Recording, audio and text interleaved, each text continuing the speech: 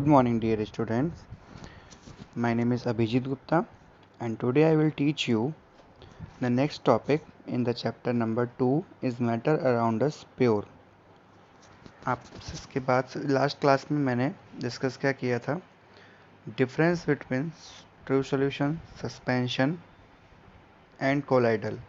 उसके बाद से आई होप आपने वो सब वर्क कर लिया होगा। अगर नहीं किया है तो वो लास्ट वीडियो आप देख के वर्क पहले कीजिए, उसके बाद से ये वर्क आप स्टार्ट करेंगे। सबसे पहले क्वेश्चन लिखेंगे व्हाट इज़ डीकैंटेशन। डीकैंटेशन क्या होता है? तो देखो, एक तरीका होता है, this is a method, it is a simple process use to separate insoluble solid from liquid. Insoluble solids जो होते हैं लिक्विड में, उसको अलग करने का एक मेथड है, प्रोसीजर है। ठीक है। और जनरली तुमने जैसे फॉर एग्जांपल हम सॉल्ट को अगर वाटर में डिज़ोल्व कर रहे हैं, सॉल्ट में अगर कुछ इम्प्योरिटीज़ प्रेजेंट हैं, माइन्यूट पार्टिकल्स प्रेजेंट हैं जो कि वाटर में डिज़ोल्व नहीं हो रहे हैं, जिसको आप डस्ट वगैरह कह सकते हो, उनको हमें अलग करना है। तो उस प्रोसेस को हम बोलते हैं decantation. It is a simple process use to separate insoluble जो पानी में या किसी लिक्विड में सॉल्यूट में ना घुलें, इनसॉल्युबल सॉलिड फ्रॉम लिक्विड। ठीक, सिंपल प्रोसीजर है। आप सिर्फ जो ब्लैक लाइन है ना, इसको नोट करेंगे, ठीक है, इसका आंसर में। इसके बाद देखो फिल्ट्रेशन क्या होता है। फिल्ट्रेशन जैसे आपने सुना भी होगा, फिल्टर पेपर वगैरह छोटे क्लासों में पढ़ा होगा, 4, 5, 6। ठीक है। तो फिल्ट्रेशन एक is a technique, it is a technique, एक प्रोसीजर है of separating insoluble solid which is present in small particles from liquid। Same procedure है, डिकैंटेशन जो था वही आपका उसी तरीके से फिल्ट्रेशन होता है। इसको मैं एक एग्जांपल से समझा दूँ तुम्हें। सपोज आपने सॉइल को वाटर में मिक्स किया, ठीक है, और सॉइल में कुछ पार्टिकल्स भी प्रेजेंट है, वो भी उसमें मिक्स हो गए हैं। अब तुम्हें क्या करना है, सॉइल पार्टिकल्स को अलग करना है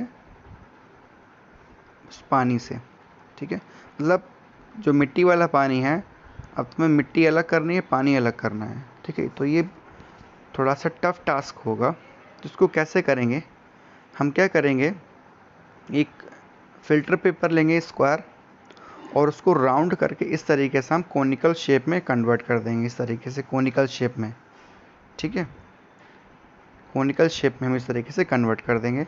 अब उसमें क्या करेंगे, जो आपका वाटर है, मिट्टी वाला पानी, उसमें डालेंगे। फिर देखेंगे कि ड्रॉप बाय ड्रॉप यहाँ पे साफ पानी निकलता रहेगा, और जो मिट्टी है वो यहाँ पे स्टिक होती रहेगी। ठीक है, तो इस प्रोसीजर को बोलते हैं फिल्टरेशन। क्या बोलते हैं इसको? फिल्टर। हमने उसको फिल्टर कर लिया। इसका आपने रियल लाइफ एग्जांपल देखो, जैसे आप चाय की पत्ती को छानते हो, चाय में से चाय की पत्ती अलग कर देते हो, चाय अलग कर देते हो, that is basically a filtration technique. ठीक है, तो इसमें देखो नीचे क्या लिखा हुआ है, the technique of filtration is employed मतलब used when insoluble material does not settle down on standing. ये टेक्निक हम तब यूज़ करते हैं जब जो पार्टिकल्स होते हैं, छोटे छोटे इनसॉल्युबल पार्टिकल्स, वो नीचे नहीं बैठते हैं, they do not settle down नहीं होते हैं, उसको हम फिल्ट्रेशन टेक्निक से अलग करते हैं। ठीक है, एक चीज़ ध्यान रखना। तो जो ब्लैक पोर्शन है आप इसी को नोट करना, जो ब्लैक पोर्शन है ना यहाँ ये वाला, इसको ही नोट करना। ठीक है, क्वेश्चन क्या लिखोगे, व्हाट इज़ फिल्ट्रेशन। ठीक, उसके बाद आंसर लिखना। नेक्स्ट देखो सेंट्रीफ्यूगेशन, ये थोड़ा सा इम्पॉर्टेंट भी है और समझने वाली भी चीज़ है। देखो सेंट्रीफ्यूगेशन बेसिकली क्या होता है, मैं समझा देता हूँ तुम्हें। देखो, जैसे तुमने देखा होगा मिल्क मैन जो आपके घर पे आता है, कभी कभी गाढ़ा दूध होता है उसका, और कभी कभी पतला दूध होता है। तो बेसिकली वो क्या करता है, उस मिल्क की सारी क्रीम जो होती है वो निकाल देता है, ये बटर निकाल देता है। ये देखा होगा तुम लोगों के घर पे भी ऐसा होता होगा, जो फार्मर्स वगैरह होते हैं, ठीक है। तो वो क्या करते हैं, दूध से क्रीम अलग कर देते हैं, और जिससे क्या होता है, दूध जो है पतला हो जाता है, ठीक है। उसमें कुछ प्रोटीन्स वगैरह कुछ रह ही नहीं जाते हैं, बिल्कुल एक वाइट लिक्विड जैसा रह जाता है, इसकी प्रोटीन वगैरह कम होती है उसमें, ठीक है। और तुमने देखा होगा घी वगैरह बनाते हैं, दूध से घी भी बनता है। तो वो बेसिकली क्या करते हैं, एक बड़ी सी मशीन होती है, इतनी बड़ी सी मशीन होती है, ठीक है। यहाँ पे हैंडल लगा होता है, उसमें इस तरीके से होता है, उसमें हम मिल्क को डाल देते हैं और इसको ऐसे गोल गोल घुमाते रहते हैं।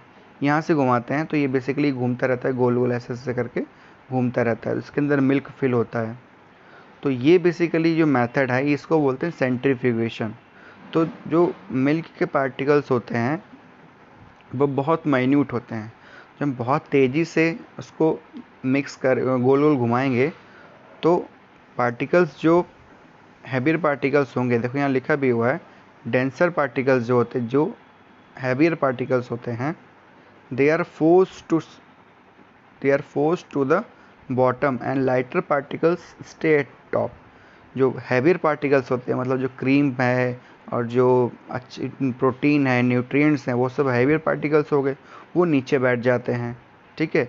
और जो लाइटर पार्टिकल्स होते हैं, वाटर वगैरह जो हो गया, पतला दूध जो उसको बोलते हो, वो ऊपर रह जाता है, ठीक है, स्पन रेपिडली। दिस डिवाइस जो होती है हमारी, देखो यहाँ फ़ोटो बनी हुई है डिवाइस, ये बेसिकली ये तो आपकी मेडिकल इंडस्ट्रीज़ में यूज़ होती है, ठीक है। और जो हम मिल्क से क्रीम अलग करते हैं वो अलग मशीन, बड़ी मशीन होती है। देखो यहाँ लिखा भी हुआ है, cream gets separated from milk, milk without cream is called skimmed milk. जो पतला दूध तुम्हारे घर पे दूध दिया जाता है, मिल्कमैन, उसको स्किम्ड मिल्क बोलते हैं, मतलब उसकी क्रीम निकल चुकी है। तो किस मेथड से निकाली है क्रीम उसने, सेंट्रीफ्यूगेशन मेथड से, ठीक है। तो क्या लिखा हुआ है यहाँ पे, sometimes the solid particles present in the liquid are so small, बहुत छोटे होते हैं, they pass through the pores of the filter paper, filter paper से ये निकल जाते हैं, उसके पोर्स स्मॉल होते हैं। तो उस मिक्सचर को हम बोलते हैं, उस मिक्सचर को हम कैसे अलग करेंगे, फिल्ट्रेशन से तो हो नहीं पाएगा। इसको मैं एग्जांपल समझा देता हूँ। सपोज़ आपने चाय की पत्ती छान रहे हो, चाय छान रहे हो छन्नी से, और चाय की पत्ती के पार्टिकल्स बहुत छोटे छोटे हैं, इससे क्या हो रहा है, चाय की जो छन्नी है उसके जो छोटे छोटे होल्स होते हैं, उसमें छोटे जो पार्टिकल्स हैं वो तो निकल जाएंगे, है ना। तो वहाँ पे छन्नी तो लगाना फेल हो गया, तो तुम क्या करोगे, ऐसी छन्नी लगाओगे जिसके जो होल्स होंगे बहुत छोटे छोटे होंगे।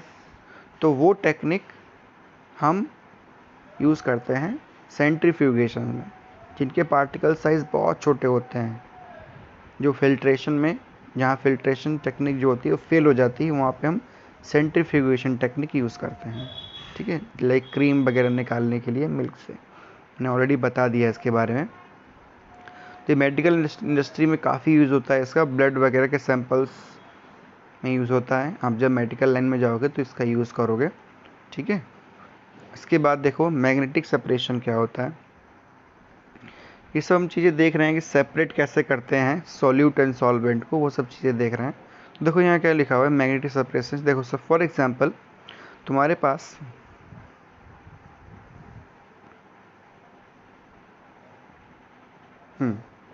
तुम्हारे पास एक मिक्सचर है, इसमें आयरन फिलिंग्स हैं और उसमें सल्फ़र मिक्स है। सल्फ़र क्या होता है, एक पाउडर होता है, ठीक है, येलो कलर का। तो वो आयरन नेल्स में मिक्स हो गया, किलो में मिक्स हो गया। अब तुम क्या करोगे, इसको अलग अलग करना है, सल्फ़र पाउडर को और आयरन नेल को अलग अलग करना है आपको। तो क्या करोगे, आप मैग्नेट लेके आए, ये मैग्नेट लेके आए, इसके ऊपर लेके आए, जितनी सी हमारी आयरन फिलिंग्स होंगी आयरन की, ये वो सारी इसमें स्टिक हो जाएंगी, और सल्फ़र पाउडर जो है वो स्टिक नहीं होगा, क्योंकि वो आयरन का नहीं बना हुआ है, ठीक है, वो नीचे रह जाएगा। तो ये मेथड हमने यूज़ किया मैग्नेटिक सेपरेशन, ठीक है। तो इसकी डेफिनेशन आप लिखोगे, क्या लिखोगे इसमें? This technique is used when one compound of the mixture is magnetic and other is non magnetic. इसमें मैग्नेटिक सेपरेशन तब आप यूज़ करेंगे जब मिक्सचर में एक सब्सटेंस जो होगा मैग्नेटिक होगा, मतलब मैग्नेट से स्टिक होने लायक होगा, लाइक आयरन, तभी हम ये टेक्निक यूज़ करेंगे। इसमें जो ब्लैक पोर्शन है वही आप नोट करोगे। लास्ट वाले में सेंट्रीफ्यूगेशन में जो ये ब्लैक पोर्शन है ना, यही आप नोट करना, ठीक है। इसके बाद इवापोरेशन देखो। इवापोरेशन आपको पता होना चाहिए, ये चैप्टर नंबर 1 में मैंने बताया था, ठीक है। इवापोरेशन क्या होता है? It is the use to recover मतलब separate a dissolve solid from solution by evaporating.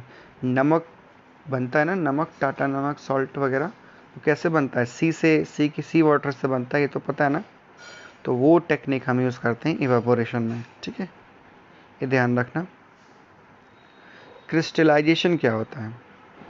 Crystallisation देखो, ये थोड़ा सा ना 11th-12th में ज़्यादा इसको पढ़ोगे, अभी ज़्यादा नहीं है इसमें कुछ भी। क्रिस्टलाइजेशन समझ लो, मैं इसका एक वीडियो भी आपको भेजूंगा। क्रिस्टलाइजेशन क्या होता है देखो, फॉर एग्जांपल तुम्हारे पास सॉल्यूशन दिया है कॉपर सल्फेट का, केमिकल होता है ये कॉपर सल्फेट। इसके आपको क्रिस्टल्स बनाने हैं। क्रिस्टल्स लाइक जैसे नमक होता है ना, जैसे खड़ा नमक देखा है आपको, जो क्रिस्टल्स होते हैं सॉलिड क्रिस्टल्स, वैसा कुछ बनाना है आपको, ठीक है। तो ये तो लिक्विड होता है, ये लिक्विड होता है, और ये ब्लू कलर का होता है, ठीक है। अब हम क्या करेंगे, इसको हीट करेंगे। हीट कर ये बॉयल होना स्टार्ट हो जाएगा। फिर क्या करेंगे, इसको ठंडा करेंगे। फिर क्या करेंगे, इसको कूल करेंगे, ठीक है। तो देखेंगे इसके जो कॉपर सल्फेट है, सारा का सारा इसमें से जो कॉपर सल्फेट है इवेपोरेट हो चुका होगा, और साइड साइड में ये चिपक चुका होगा इसमें, ठीक है। कॉपर सल्फेट इसमें चिपक चुका होगा, स्टिक हो चुका होगा। फिर हम क्या करेंगे, उसको एक किसी चीज़ से, नाइफ वगैरह से अलग कर लेंगे इसको, और एक टुकड़े टुकड़े उसके बन जाएंगे क्रिस्टल्स की फॉर्म में। जैसा खड़ा नमक होता है ना, वैसा कुछ आपको दिखेगा। तो that is called crystallization. Liquid को आपने कन्वर्ट कर दिया क्रिस्टल्स में। तो देखो यहाँ पे क्या लिखा हुआ है, it is a process, natural और artificial, formation of crystals of solid crystals होंगे फ्रॉम सॉल्यूशन बाय कूलिंग। पहले इसको हीट करते हैं, फिर यहाँ पे इसमें कूल करते हैं। इसमें हीट का नहीं लिखा हुआ है, मुझे पता है तभी मैंने आपको बता दिया। This technique is use to separate and purify solid that is present in the form of liquid solution, ठीक है। सिंपल आप यही डेफिनेशन नोट करना, ठीक है। इसमें ज़्यादा कुछ लिखना आपको नहीं लिखना है, ये चीज़ ध्यान रखना, ठीक है। और इसके बाद बस यहाँ तक आप नोट करना सारे। कितने आपके हो गए वर्क? 1 2 3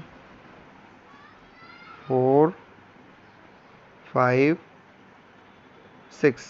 6 क्वेश्चन हो गए छोटे छोटे, ये आप नोट करना अपनी कॉपी में। And thank you everyone.